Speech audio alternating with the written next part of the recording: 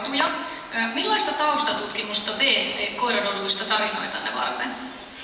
漫画の話で始めたいと思いますけれども、先生の漫画では本当にたくさんの犬品種が出てくると思うんですけれども、それはどのようなバックグラウンドリサーチというんですかね、背景どのように調べをするんですか？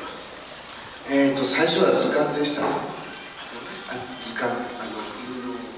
はい。ihan aluksi tutkin koirakirjoja. でそれには性質とか犬の犬種によって性格が出ているので、それで悪役とかを大体言い分けました。Niistä löytyy aika pitkälti sen rodun luonne ja ominaisuudet, joten esimerkiksi niin pahikset olen aika lailla sillä lailla jakanut heti, että sieltä niin löytyy, että mitkä on pahikset, jotka nimiksi.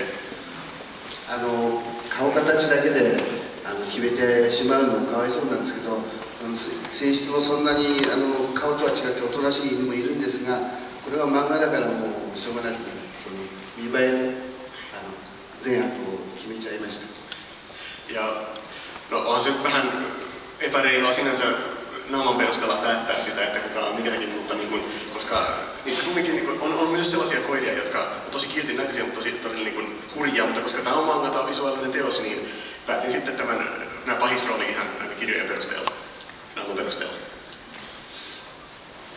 Entä onko teillä itsellänne mitään erityistä suosikkikoirarotua?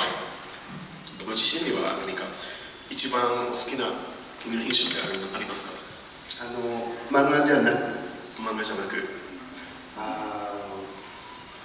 そうですね。本当はシェパードなんかが好きなんですけど、飼うのが難しいっていうんでまだ手は出してません。Ihan jos mangan ulkopuolelta sanotaan, niin pidän itse asiassa todella paljon paimenkoirista, mutta niiden kasvattaminen on niin vaikeaa, että en ole vielä yrittänyt.